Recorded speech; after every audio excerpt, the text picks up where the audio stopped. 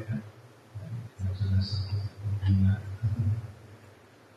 Ya, semua yang hadir ya bisa saya sebut satu. Terima kasih Pak Aziz juga yang silakan saya untuk bicara tentang Bapak Ibu sekalian. Kita ini sedang mengalami waktu kehidupan yang tersisa.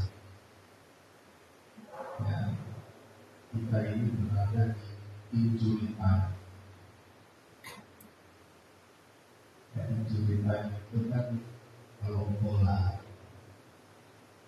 di 3 menit terakhir itu betul-betul sungguh-sungguh. Ya, seluruh pemain itu sangat berjuang bagaimana di sisa waktu yang terakhir ini bisa menghasilkan 3 poin, 1 gol misalnya. Nah ini kita banyak orang berada di injury time, tapi dia tak lulus. Abu Nawas mengatakan wa umri nabisun bi kulliyo wa zamiza kaifah lima. Umurku setiap hari berkurang, tapi dosaku setiap hari bertambah. Harusnya orang yang berada di injury time itu umurnya berkurang, amal ibadahnya bertambah. Nah kita tentu berharap bahwa Allah itu membimbing kita di sisa umur kita, di sisa waktu kita ini, bagaimana sampai di penghujung itu husnul khotimah. Ya, makanya untuk bisa mencapai itu Bapak Ibu adalah harus bahagia dunia bahagia. Dan ternyata kebahagiaan dunia itu adalah terkait dengan semua kebaikan, semua amal, semua ibadah yang kita lakukan. Karena apa? Karena yang namanya kebahagiaan itu adalah sesuatu yang kita rasakan yang dia tidak terkait dengan unsur materinya pada karena terkait, tapi semua. Jadi kalau ada uang bahagia, ada uang bahagia. Dapat jabatan bahagia, ada jabatan bahagia itu. Nah kebahagiaan ini ketika kita merasakan bahwa kita dibersamai oleh Allah. Itu bagaimana? Ketika Bapak itu merasakan Bapak Ibu itu bersama, nah itu berbuat terima. Kenapa tidak semua orang merasakan di bersama? Itu orang berbeda. Nah kita ketika diciptakan oleh Allah itu bukan hanya menghidupkan kita. Dari awal Allah menciptakan kita, itu roh kita diminta sebuah komitmen dalam sebuah perjanjian primordial dan itu mengikat hubungan kita dengan Allah. Bapak Ibu, yang pertama diciptakan oleh Allah pada saat kita dalam kandungan ibu kita 24 minggu yang pertama diciptakan oleh Allah. Masih ingat? Kan dengan orang anak juga bawa istri ke dokter, apa yang pertama diciptakan oleh Allah? Jantung. Belum ada organ tubuh yang pertama diciptakan oleh Allah. Saya tanya sama orang tua, Ustaz itu bertitik, tapi Ustaz bisa mendengar suaranya. Yuk kita dengarkan suara. Maka terdengarlah suaranya itu sehat, jadinya sehat, tapi jatuh.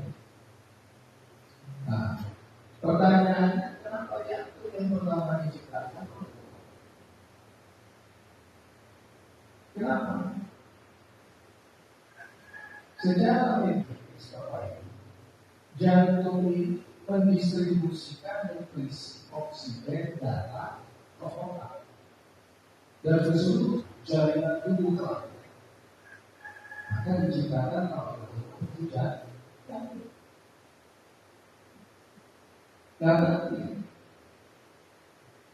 pada saat janin berumur 124 bulan,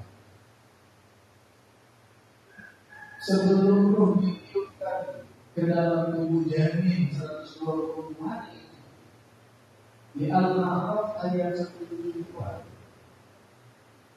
Di Al-A'raf ayat 172, apa kata Allah? Alastu birabbikum, bukankah aku adalah Tuhan? Qalu bala syahidna. Maka ruh itu mengatakan kami bersaksi Allah Tuhan. Nah, disitulah pertama Allah menanamkan nilai iman fitrah ke dalam janin 120 hari, dan di situ juga Allah meyakinkan kita bahwa Allah bersama kalau kita beriman. Nah, Bapak Ibu, secara spiritual, nah secara spiritual, jantung itu bertambah fungsi. Apa fungsi jantung? Menjadi kolbu. Makanya kolbu itu bukan lever. Kolbu itu jantung. Kenapa demikian? Karena yang berhubungan langsung dengan perbuatan manusia itu jantung. Coba, kalau Bapak Ibu, ini ada penelitiannya. Kalau Bapak Ibu sholat, Bapak Ibu zikir, Bapak Ibu baca Al-Quran, Bapak Ibu berbuat baik, Bapak Ibu sayang sama fakir miskin, anak Bapak Ibu menuntut ilmu, Bapak Ibu sholat malam, itu jangan begini. Artinya kalau di switch ke komputer akan terlihat aritmia jantungnya bagus. Tapi ingat, kalau Bapak Ibu marah, kalau kita marah, kita kesel, kita benci, kita dendam, dalam keadaan macet, pencurian orang, di lainnya, di lain sisi, kita berbuat dosa, kita berzina, kita mencuri, dan kita pasti.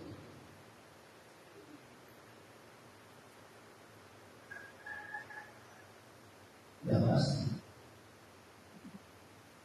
Temuan gangguan aritmia jantung itu ada jemaah yang berobat, gangguan aritmia jantung yang berobat. Itu temuannya tanpa sebab. Kenapa? Orang yang mengalami aritmia jantung biasanya takut berlebihan pasti. Maka aritmia jantung. Jadi kalau ada jemaah yang rumah saya yang di Malang, dia bilang, saya katakan kalau Anda berobat berdebar minum obat terus, tapi sumber masalahnya tidak ada selesaikannya, Anda akan terus mengalami hal sedemikian. Kenapa? Begitu saja. Terus apa masalahnya? Pokoknya masalahnya obat itu kecemasan tingkat tinggi, panic attack-nya, takut tingkat tinggi. Itu. Jadi Bapak Ibu sekalian, jantung inilah kemudian secara spiritual yang menurut beberapa ulama, di dalam jantung ada kolbu yang di situ Nah, makanya ketika perbuatan kita sejalan dengan fitrah kita, maka yang berbeda. Tapi ketika perbuatan kita bertentangan dengan fitrah dan kebenaran yang tadi menunjukkan di dalam kita 120 hari, maka jatuh. Maka tidak ada orang berzina bahagia. Saya mau tahu kalau ada orang berzina bahagia itu, saya mau tahu. Bapak Ibu mungkin sekarang yang pejabat kayak apa itu? Ya kan tokoh-tokoh sekarang itu enak banget itu, sepertinya bahagia sekali. Belum tentu lah. Kenapa? Ketika kita melakukan perbuatan bertentangan dengan kebenaran, maka yang menghakimi kita adalah diri kita, bukan orang lain. Contoh, seorang berzina, ini maksa. Contohnya ini nyata. Orang berzina datang ke saya, Ustaz, saya kok enggak tahu. Ustaz, maaf, mau diskusi dulu. Kok tahu kamu saya Ustaz? Kira-kira 20 tahun yang lalu, di Istiqlal, itu bapaknya belakang bilang, mana? Oh itu ya. Kenapa? Saya nggak bahagia. Kenapa kamu nggak bahagia? Pasti ada sebab. Coba, kalau mau saya bantu, coba kamu jujur. Kenapa kamu nggak bahagia? Pasti ada sebab. Saya berzina. Kalau kamu berzina, kamu bertobat. Betul bertobat. Allah ampuni dosa kamu, Allah maafkan kesalahan kamu. Tetapi buktinya sampai sekarang masih berbahagia. Coba, berapa kali kamu berzina? Sering. Dengan berapa orang? Banyak orang. Banyak wanita. Loh, kalau kerja apa? Ini kan beda-beda. Kerja apa? Saya di mana di Bali? Berarti produk lokal sama produk lokal. Wanita-wanita yang dari luar negeri atau apa? Ini saya sudah ini bulan Ramadan. Saya sudah puasa dari awal, sudah ngaji, memperbaiki sholat saya masih belum bahagia. Nah, ini contoh, belum bahagia artinya perbuatannya itu bertentangan dengan kebenaran yang tadi di alam. Ya, tujuan bertentangan dengan kita.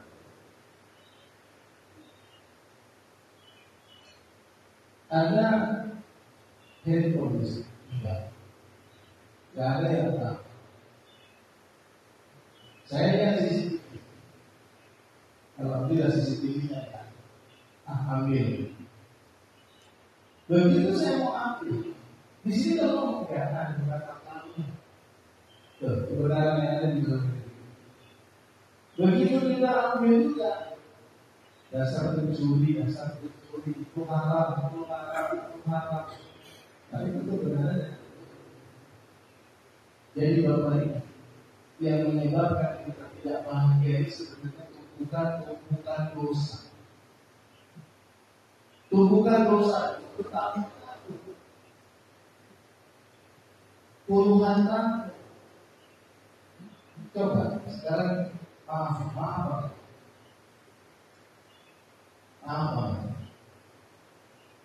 Yang pernah melakukan perbuatan dosa besar. Ucap obol, langsung ini. Nah, itu tak akan hilang. Memori itu tak akan hilang. Yang pernah berzina, memorinya tak akan hilang. Walaupun sudah umur 80 tahun. Berzina di mana, hotel apa, waktu kunjungan kemana.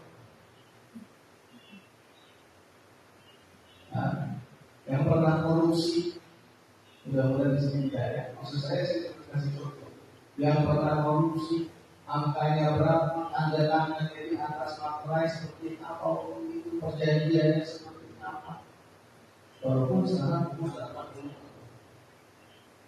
Kenapa? Karena perbuatan itu ada di pikiran bahwa kita di politik. Nah itulah yang sering mengganggu kita tidak mampu. Maka kalau orang rahasia pertamanya itu kita banyak minta ampun kepada Allah. Makanya Allah mengatakan di dalam surat Ali Imran 133 puasa itu ingat magfiratu rabbikum wa jannatin arduha samawati wal ardu bersegeralah kamu menuju ampunan Allah dan surganya yang luasnya seluas langit dan bumi yang disediakan oleh Allah untuk orang bertakwa. Nah, luar biasanya di dalam Islam ini setiap kebaikan yang kita lakukan, alhamdulillah bisa mengobati hati kita, menghapus dosa-dosa kita. Contoh nanti misalnya puasa Arafah menghapus dosa setahun yang lalu dan setahun yang akan datang. Puasa Asyura bulan Muharram menghapus dosa setahun yang lalu. Puasa Ramadan Ansor Ramadan dan iman adalah misalnya Tufiran Allah dan Nabi Nabi. Ketika di bulan Ramadan begitu dapat Ramadan nilai pahala kebaikan kita seperti beribadah dapat dulu jika tak tahu. Sholat sunnah suruh nanti pahalanya pahala umroh dan haji. Baca Al-Quran 10 kebaikan. Ini luar biasa, fasilitasnya luar biasa. Tapi tidak semua orang mau mengambil fasilitasnya. Nah, orang-orang yang dipilih oleh Allah yang mengambil fasilitas itu. Jadi rahasia pertama kalau kita ingin bahagia itu kikis dosa. Karena ternyata yang membuat kita tak bahagia itu dosa kita. Nah dosanya diampuni oleh Allah, tapi memorinya tetap ada. Betul? Betul nggak kira-kira? Dosa orang yang berzina, dia taubat nasuha misalnya, insya Allah dia. Tapi memorinya masih ada, masih nggak bisa dia. Susah diri, memorinya ada di diri. Nah makanya saya sering sebut ini di Bapak. Ini tuh iCloud-nya ahli tempat menyimpan data, tempat menyimpan memorinya ahli. Kita pernah nyakitin siapa, kita pernah korupsi apa, kita pernah berbuat apa, walaupun sudah diampuni oleh dosa-dosa kita, tapi memorinya tetap ada. Nah biasanya yang mengganggu kita menjadi tidak bahagia itu memorinya. Dosanya sudah diampuni dulu, tapi memorinya, peristiwanya masih ada.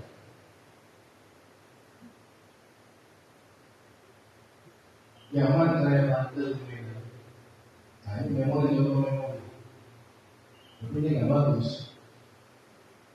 Anak pesantren juga ini gitu. Saya pernah mukul kepala pakai helm. Karena orang itu mau mukul saya, jadi kalau dia mukul saya mukul. Nah, itu memorinya ada. Saya pernah ditangkap polisi zaman jadi mahasiswa itu di lapangan Merdeka. Saya pakai helm proyek, dipanggil oleh polisi. Kamu tahu nggak tahun berapa? Pak, yang penting kan pakai helm. Ya tapi itu helm proyek. Warnanya putih, saya suka warna putih. Ya udah Pak, ini SIM saya. Dia minta SIM, STNK yang punya motor. Sahabat saya minta STNK. Ya Pak, kesalahan STNK. Nah, ambil SIM saya. Ini SIM saya, KTP saya, udah Bapak harus catat. Kantor Bapak di mana? Tuh, bukan ya, kalau udah pesan aja, kantor Bapak di mana? Memang bapak tahu saya apa urusan tanya, saya berita polisi. Akhirnya saya kembali ke sekolah, saya berjalan di jalan itu. Tapi sekarang merasa betul, udah jadi ustaz. Itu orang yang saya sakiti gimana ya sekarang gitu ya. Nah itu memorinya masih ada. Ini ustaz bandel kira-kira dulu. Yang di Medan, beda itu kan dunia ini dunia begitulah. Nah, Bapak Ibu banyak memori-memori itu ada di situ. Saya pernah mengumpul 15 orang anak-anak Cina naik motor, gebar-gebar malam, motor di lampu merah. Saya bawa motor sendiri sama teman saya. Saya bilang ini kan macam negara tol ini, ya, jangan dulu. Saya dia ngomong. Saya bilang jangan disusun, pelatnya digantung di belakang. Mereka mana? Dikira sama mereka nggak ikut, ternyata saya ikutin. Begitu saya turun, saya tendang itu puji mereka, saya pukul satu-satu itu. Anak muda itu dia berlari. Sekarang masa, ya Allah. Jadi saya bukan baik-baik bandel itu. Nah itu memori masih ada. Itu kira-kira 35 tahun yang lalu. Lama. Sekarang udah nggak pernah. Alhamdulillah. Istri saya aja nggak pernah. Ada. Sekarang nggak pernah. Banyak kasihan, banyak suka merasa dosa. Mau nangis sebut apa dosa? Memorinya masih ada. Nanti yang membuat kita nyaman itu memori yang jelek itu.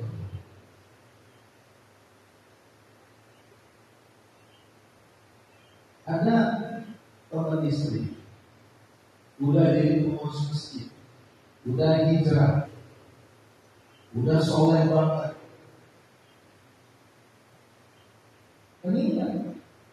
Meninggalnya HIV. Artinya di zaman dulu dia masih nggak benar. Nah pasti memori masih nanti. Nah ini untuk melemahkan, yang bilang diri tidak bisa, tapi melemahkan ingatan kita terhadap memori yang jelek itu banyak taubat. Banyak taubat. Nah yang kedua, Bapak Ibu sekalian, yang kedua adalah lain. Ada 3 fondasi kita hidup bahagia. Itu disampaikan pertanyaannya kepada Rasulullah Sallallahu Alaihi Wasallam. Apa kata Rasulullah? Apa kata malaikat kepada Rasulullah? 3 fondasi. Yang pertama, huwal iman, wa ma huwal islam, wa ma huwal ihsan. Kemudian Rasulullah SAW mengatakan al-iman adalah iman kepada Allah, iman kepada kitab, iman kepada malaikat, iman kepada Rasul, iman kepada Allah, dan iman kepada Nabi. Kemudian Rasulullah akan memulai Islam. Dijawab oleh Rasulullah SAW, syahadat wa la ilaha illallah wa anna Muhammadar Rasul. Kesaksian tertinggi kita itu adalah aku bersaksi sesungguhnya ada Tuhan selain Allah dan aku bersaksi Muhammad adalah utusan Allah.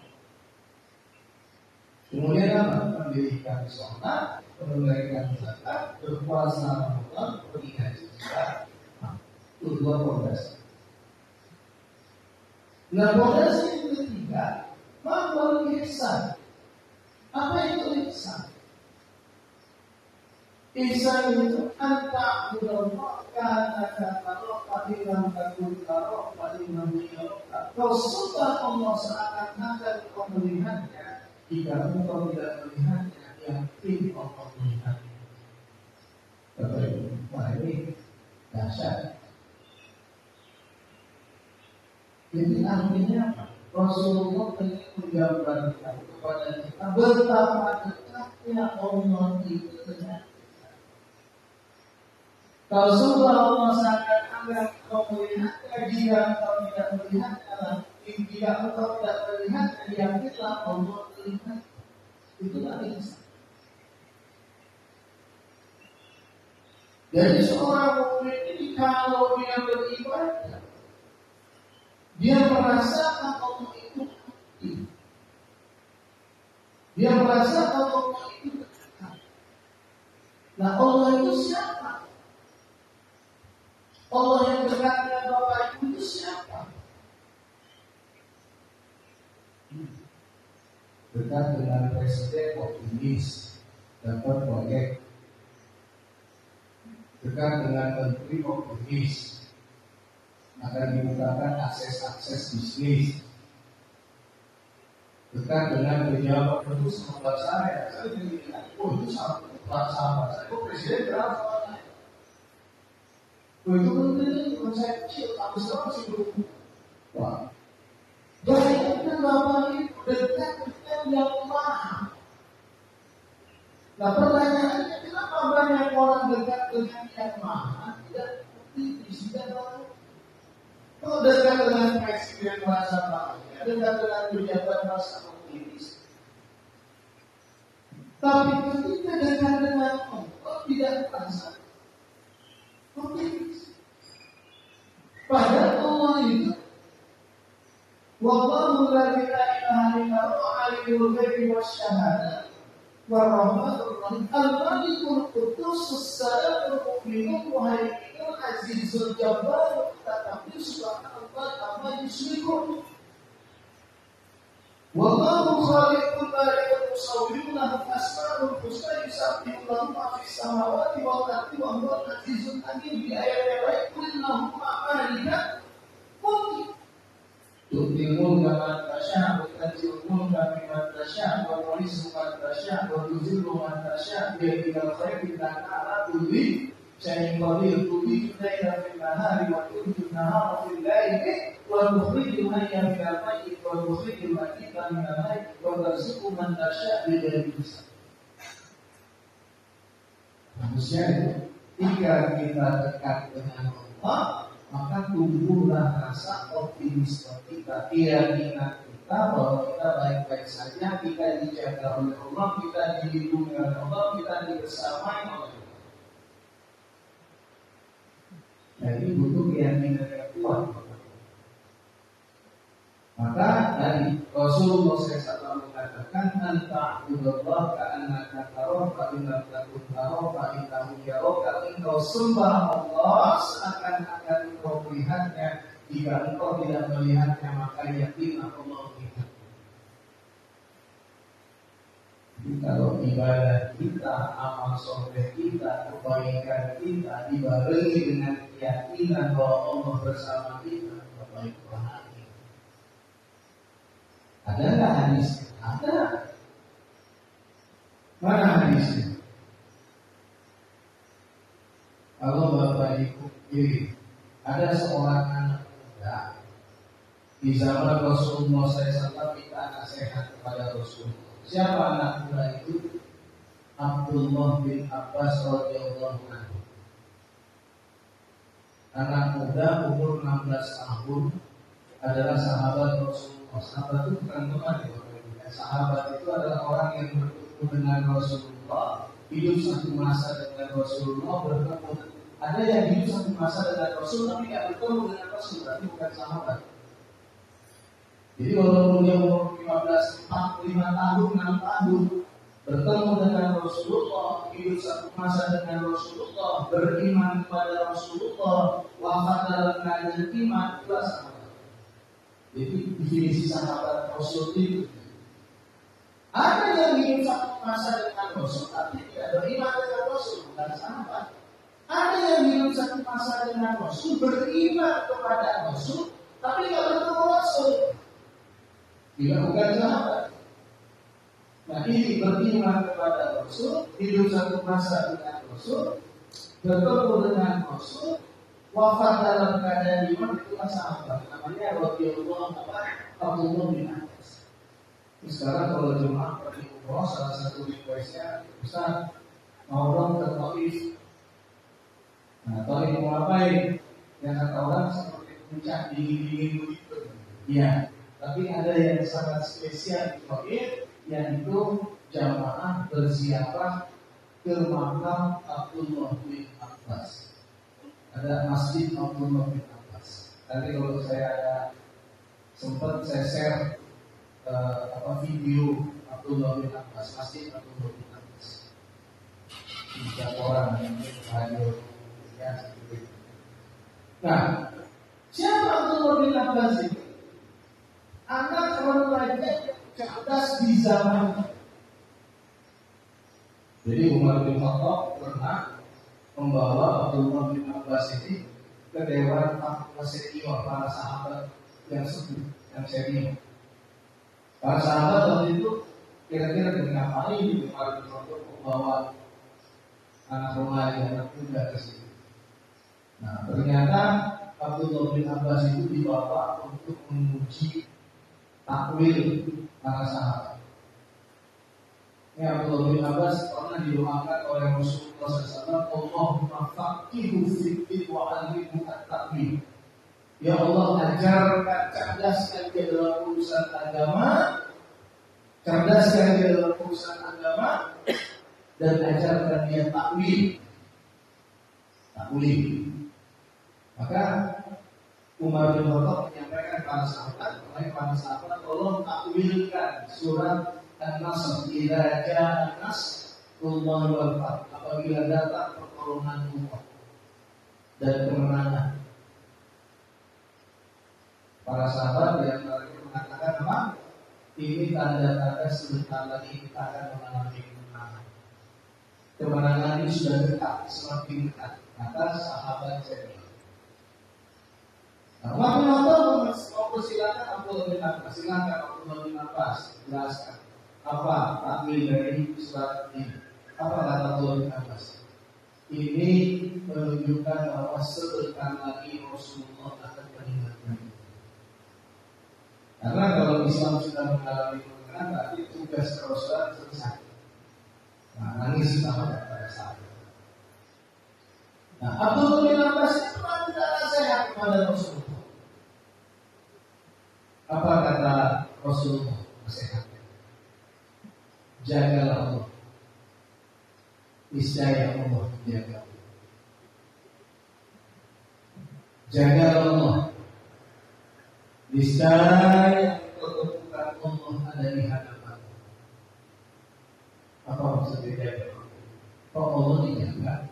Maha hebat, maha kuasa, maha sempurna, kok dijaga? Maksudnya jagalah perintah Allah, jauhilah larangan. Jagalah agama, jagalah syiar Allah. Niscaya Allah menjaga. Jagalah Allah, niscaya engkau temukan Allah ada di hadapanmu. Tuh, Bapak. Jadi kalau kita jaga Allah, niscaya kita akan temukan Allah ada di hadapan kita. Bahagia. Cuma tak semua orang yang beribadah itu, dia ibadah itu hanya sekadar ritual wajib. Dia tidak dengan pengetahuan. Sebetulnya pada saat saya ibadah itu, Allah itu berada di hadapan saya. Pada saat saya menjalankan agama Allah, menjalankan perintah Allah, menjaga Allah, sesungguhnya Allah itu sedang membersamai saya. Jagalah Allah, niscaya kedudukan Allah ada di dalam. Makanya sebetulnya orang yang menjalankan perintah Allah, menjalankan Allah itu bahagia. Kenapa? Karena dia dekat dengan sumber kebahagiaan. Nah, saya berikutnya. Kalau engkau meminta, kata Rasulullah, mintalah kepada Allah. Kalau engkau memohon perlindungan, mohonlah perlindungan kepada Allah. Nah, yang sering membuat kita tidak bahagia, kita bersandar kepada selain Allah. Itu membuat kita tidak bahagia. Ya, yang sering membuat kita tidak bahagia itu kita melakukan kemusyrikan walaupun ringan. Menganggap yang dilakukan kita itu sesuatu di lain Allah, apakah bentuknya orang atau benda. Nah itu buat kita namanya. Kalau sudah merasa dekat dengan Allah, jagalah Allah, Allah menjaga, jagalah Allah, ketukan Allah ada di hadapan. Maka kalau begitu pada saat kau minta kepada Allah, saat kau mohon perlindungan kepada Allah. Tidak sulit bagi Allah untuk merubah keadaan. Kemudian apa kata Rasulullah SAW? Jika seluruh umat manusia ingin memberikan manfaat kepadamu, tapi kalau Allah tidak izinkan tidak terjadi. Jika seluruh umat manusia ingin mencelakaimu, jika Allah tidak izinkan tidak terjadi. Maksudnya apa? Kita ini jangan terlalu banyak overthinking. Ibu sering overthinking. Sering. Jalani saja takdir kita. Yang bisa kita kendalikan, yang tidak bisa kita kendalikan serahkan kepada Allah. Jalani saja. Jangan dipikirkan besok apa yang terjadi. Jangan pikirkan seperti itu. Kenapa? Karena Rasulullah SAW mengatakan, jika seluruh manusia ingin memberikan manfaat kepada kalau Allah tidak izinkan tidak akan terjadi. Jika seluruh manusia ingin mencelakai, jika Allah tidak izinkan tidak akan terjadi. Kemudian kata Rasulullah SAW, pena sudah diangkat ke barat sudah. Buku takdir kita itu sudah ada di atas, sudah ditulis oleh Allah. Dan lembaran takdir kita sudah clear. Jadi jangan terlalu overthinking, jalani saja kehidupan. Mana takdir yang kita jalani, kita kendalikan, kita mampu kendalikan, yang tidak kita mampu tawakal Allah. Baik menurut kita belum tentu baik menurut Allah, menurut kita belum tentu buruk menurut Allah. Makanya sumber fondasi kebahagiaan itu keyakinan, bukan keyakinan, keimanan. Iman kepada Allah.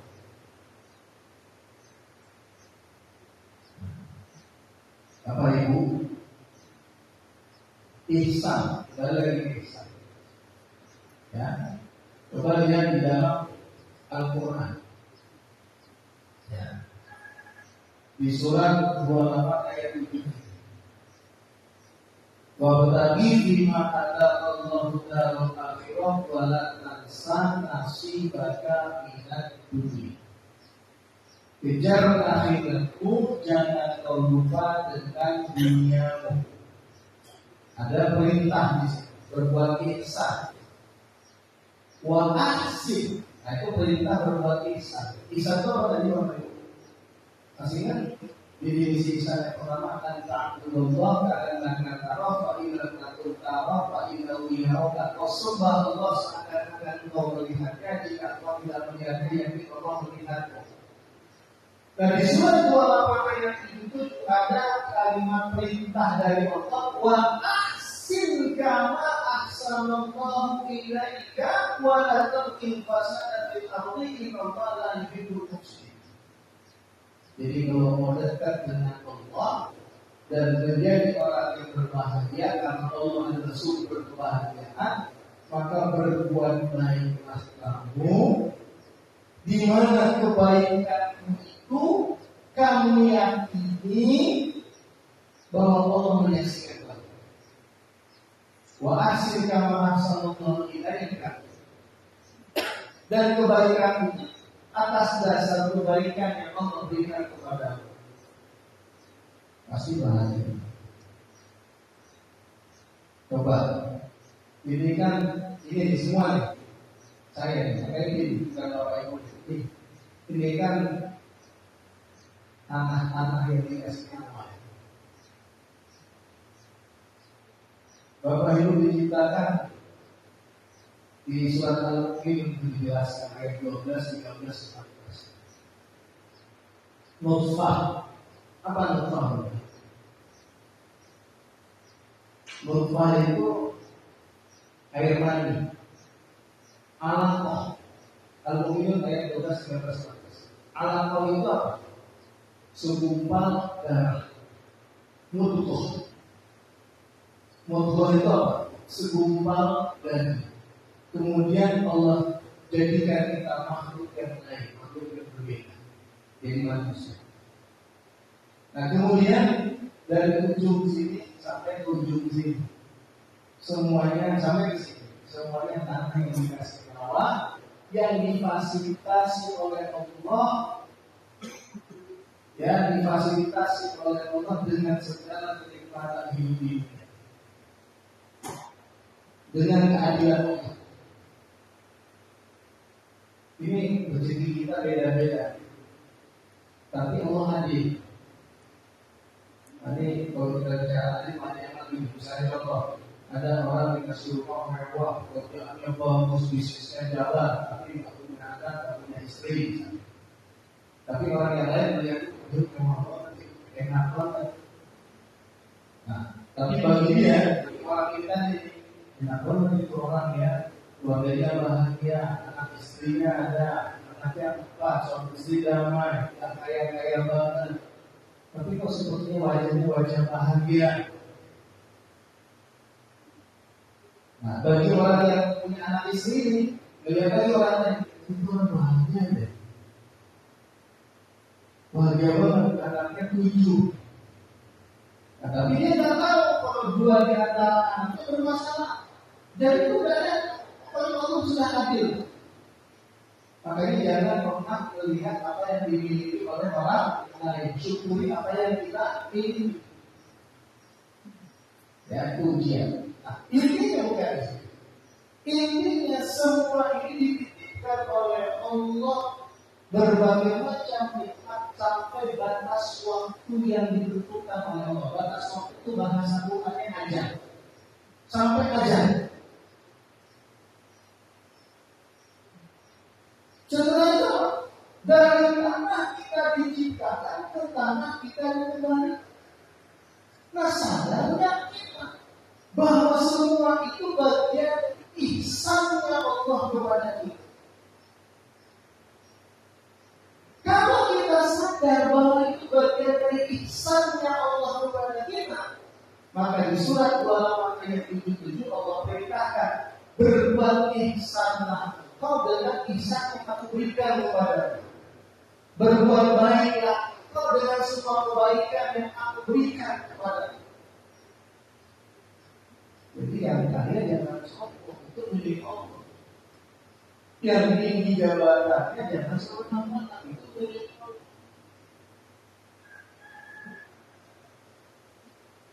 Jangan lupa Allah yang memuliakan, Allah yang apa? Kalau memuliakan apa? Menghina.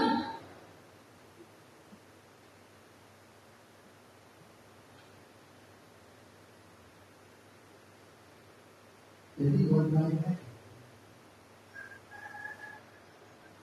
saya termasuk prihatin dengan kondisi sekarang.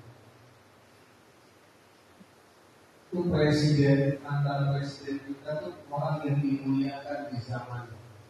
Tapi sekarang Masya Allah mimpinya bermacam-macam, lagi masa, lagi ukur, macam-macam. Jadi perempuan, orang begitu berdiri sebenarnya. Tapi saya melihat itu, kembalinya ke Al-Imran 16 itu. Tu'izzu man tasya, apa katanya? Wa tuzillu, Allah muliakan seseorang, Allah bisa digunakan. Makanya lagi berpuasa harus berpuasa. Maka kontrak harus dijalannya benar. Jangan kita lupa bahwa kebaikan kita ini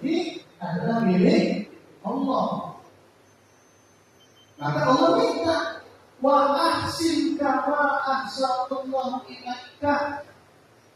Berbuat ihsanlah, tadi ihsan itu kita melakukan ibadah, kita melakukan kebaikan seakan-akan Allah melihat, seakan-akan kita melihat Allah. Kalau kita tidak bisa melihat Allah, Allah pasti melihat kita. Kalau kita seakan-akan Allah pasti. Kalau kita seakan-akan kata Rasulullah, tapi kalau Allah melihat kita itu pasti benar. Makanya saya sambung dengan nasihat Rasulullah SAW kepada Abdullah bin Abbas, jagalah Allah, niscaya perlukan Allah ada di hadapan. Nah, Bapak Ibu, itu bahagia. Kalau kita bisa berbuat ihsan di dalam hidup kita, itu bahagia. Rasakan di dalam setiap kebaikan kita, Allah itu hadir. Allah itu hadir. Kita diperluas. Allah yang maha ngasih, yang maha penyayang, yang maha kuat, yang maha kaya. Nah, kalau sudah begitu, masa pesimis jalan hidup? Kita lihat ayat yang lain. Surat Al-Baqarah 112. Saya sampai yang mana ya? Kalau sudah alam ini ya, kita lihatin sebentar. Al-Baqarah 112. Bala man aslama wajhahu lillahi wa huwa muhsin falahu ajruhu 'inda rabbih.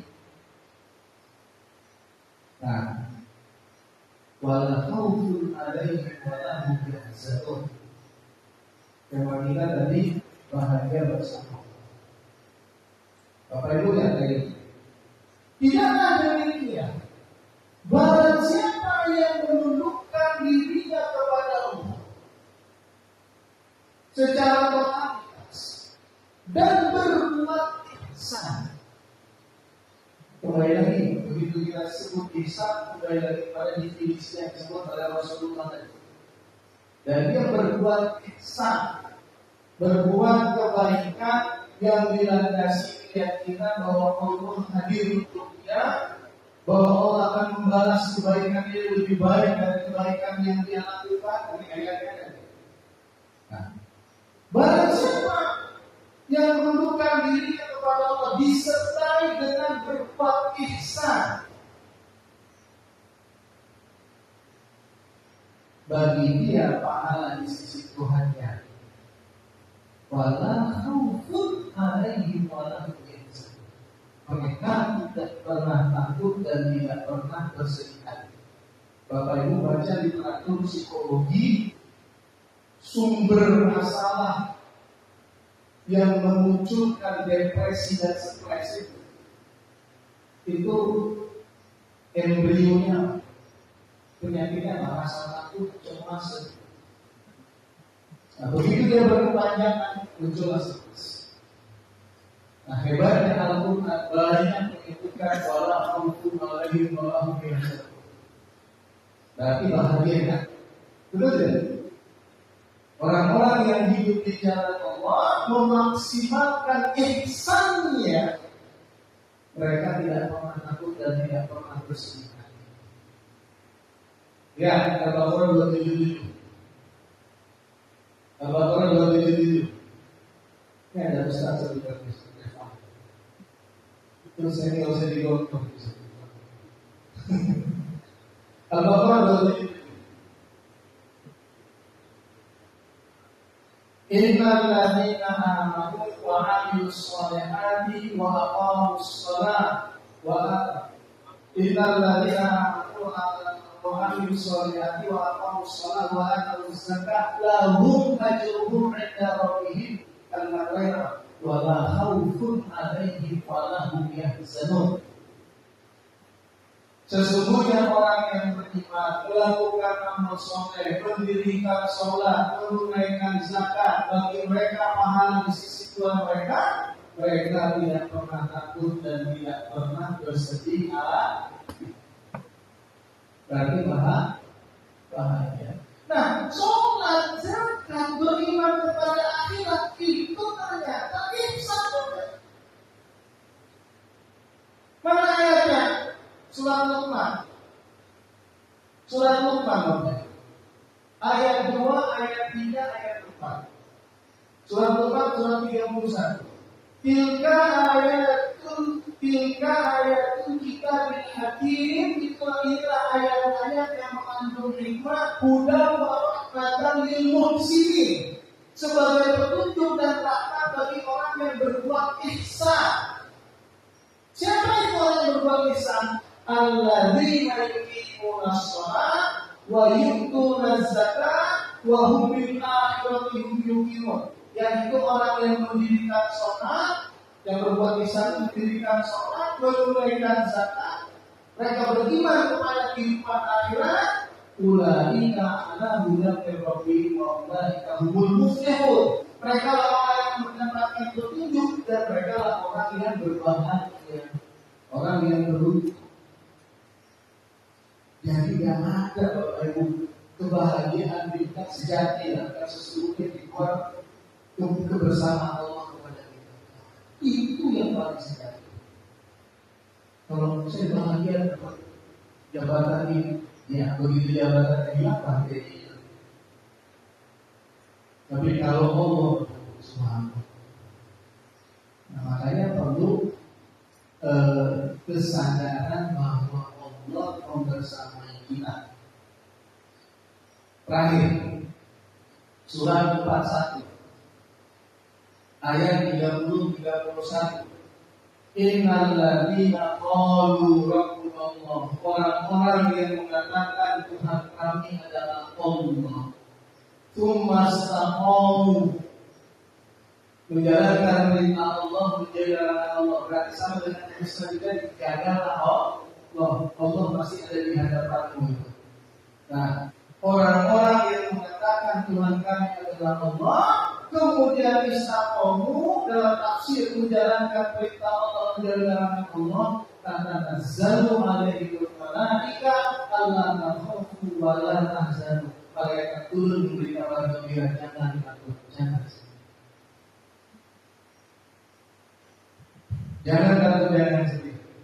Bahkan di ayat itu Allah mengatakan kita akan dapat berita gembira tentang surga. Kemudian Allah berjanji kepada kita, kami akan melindungi kamu di dunia dan di akhirat. Bapak Ibu luar biasa. Ya, harus optimis. Ya, jalan hidup harus yakin. Ya, harus masuk di keyakinan, optimisme, semangat. Umur boleh tua, semangat tetap muda. Kita casingnya aja. Yang penting susu atau gelasnya? Hah? Susunya. Kopi atau gelasnya? Kopi. Maaf, tidak menemukan gelas. Minum susu tanpa gelas. Tidak dari apa namanya? Termos. Sudah tidak ada gelas. Yang penting tidak pakai susu. Dan maaf, tidak ada gelas. Susunya yang paling penting. Nah, sekarang ada gelas, tapi tidak ada susu. Gelasnya ada, susunya ada.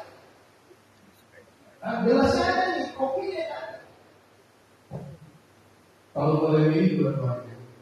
Nah, artinya apa? Bapak Ibu casingnya, isinya luar biasa. Makanya hidup diberkahi oleh Allah. Ya, insya Allah hidup diberkahi oleh Allah. Berada di injury time, harus bahan. Kata Rasulullah SAW, dunia anak terdiri orang sendiri. Jadilah kamu di dunia seperti orang asing atau orang yang sedang nyebrang. Lihat orang nyebrang ya. Di sini lahir, di sini tinggal. Sekarang kita nggak tahu di kilometer berapa sekarang ini. Hanya tahu yang hanya tahu ya Allah. Di kilometer berapa sudah tahu? Ya, saya kira itu Bapak Ibu. Jadi nanti kalau ada waktu balik, saya mau lanjutkan kajian yang untuk Pak Ben datang. Saya ganti judulnya karena kamu tak bisa mainkan harmoni perasaan dan pikiran bulan depan. Dan itu cerita tentang kesehatan fisik dan mental, harmoni perasaan dan pikiran. otak, dan jantung. Ya, baik tentu saja. Terima kasih. Syukuran Ustaz materinya, moga-moga membuat kita tercerahkan untuk senantiasa berkegiatan. Silakan bapak-bapak yang mau bertanya atau berdiskusi. Assalamualaikum warahmatullahi wabarakatuh. Terima kasih Ustaz. Pada acara nasi sebelumnya Pak Aziz juga namanya materinya. Kami dikasih tahu bahwa ciri-ciri orang bahagia itu ada tiga. Pertama dari wajahnya itu seni. Kedua tidak akan keras. Ketiga bentuk sampahnya santun. Nah, alhamdulillah kalau Ustaz lihat yang mengaji semua selesai Pak Ustaz. Karena kami pagi ini mendapatkan siraman rohani yang menunjukkan hati, duduk di meja yang nyaman, kamarnya lengkap, bahkan ada yang bersandar kepada saya Allah Pak. Nah, sebetulnya itu boleh juga buat kami jemaah biasa begitu. Nah, Pak Ustaz, beberapa dari kesehatan mengatakan bahwa harapan hidup orang Indonesia itu 4 tahun. Tapi rata-rata 63 tahun. Jadi yang 11 tahun itu urusannya sama penyakit aja Pak. Ini kayak yang bisa dari kami sebagian ini di masa itu. Tapi Pak Ustaz tadi mengatakan bahwa itu masa injury time. Jadi kita harusnya bahagia. Pertanyaan saya, bagaimana kita mempertahankan kebahagiaan bersama Allah? Tidak ada siapapun. Kita selalu merasa senang gitu, tapi kita diganggu dengan penyakit-penyakit. Bagaimana kita bisa bertahan dengan kebahagiaan dalam masa seperti ini? Terima kasih. Pak, kalau di bulan Ramadan semakin dekat dengan diri, semakin dekat dengan pulang kampung. Bapak Ibu kalau berada pulang kampung itu rasanya seperti apa? Apa yang Bapak Ibu persiapkan? Justru koper seharian tidak capek, karena nanti bahagia pengen pulang kampung. Wah, ada yang belum pergi di rumah Bapak beli sudah beli makan buat di jalan, nanti bahagia. Padahal macet. Tapi kalau pengen pulang kampung bertemu dengan orang tua nanti bahagia. Harusnya dicurigai. Karena pengen bertemu dengan Allah, harusnya bahagia, bukan susah. Pengen pulang kampung. Makanya jangan mengkhawatirkan kepentingan. Maka layan dulu mau ifal yaman teman-teman rindukan Allah. Barang siapa yang ingin bertemu dengan Allah, maka bertemu dengan amal soleh. Ini cuma tempat singgah. Ini cuma tempat singgah.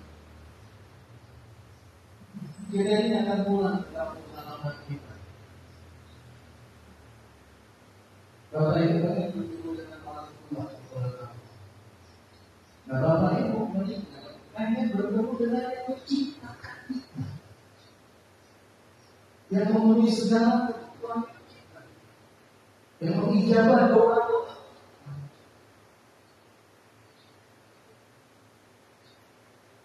Allahumma inni uhibbu wa uhibbu man yuhibbu. Ya Allah, sesungguhnya aku menyintai orang yang menyintai. Wa uhibbu amal, dan aku menyintai amal perbuatan yang bisa mengantarkan cintaku kepadamu.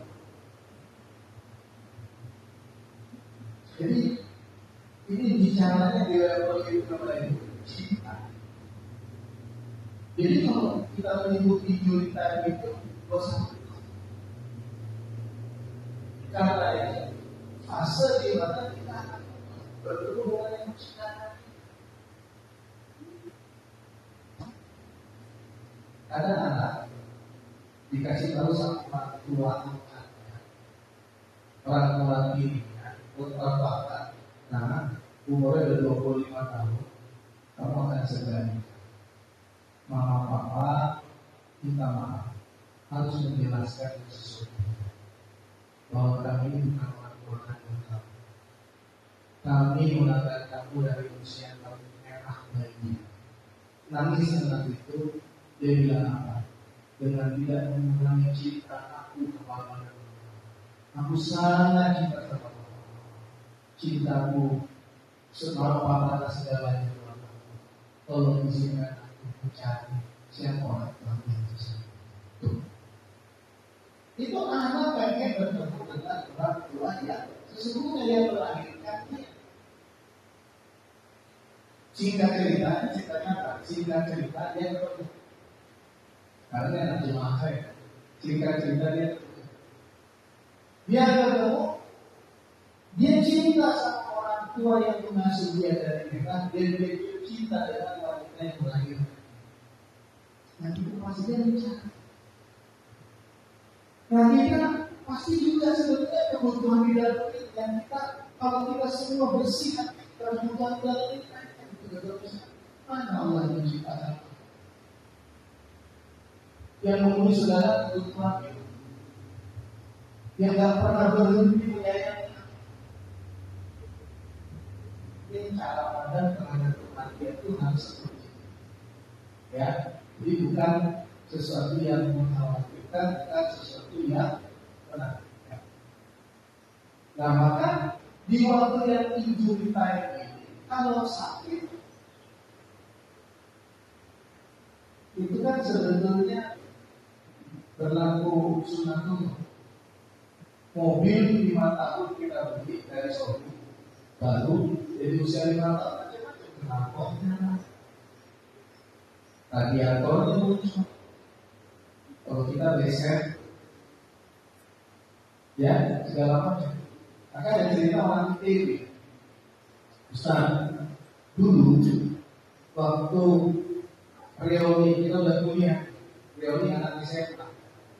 Begitu ketemu kuliah di mana? Di ITB. Terus dari mana? Di Unpad. Komunitas yang ada di UI. Ini mereka sekarang berusia 79 tahun mereka. Yang cerita ini. Begitu selesai sarjana, ketemu lagi. Siapa dari mana?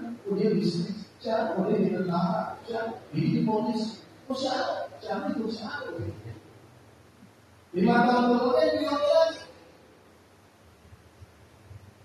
Anaknya berapa? Anaknya berapa? Anaknya berapa? 3, anaknya berapa? 2. Diskusinya apa? 5 tahun kemudian, 10 tahun kemudian kami lagi. Anaknya kuliah di mana? Masing-masing bangga dengan kuliah anak itu. 5 tahun kemudian selesai sarjana, ketemu di pernikahan. Anaknya dari dulu. Diskusi soal pernikahan anak.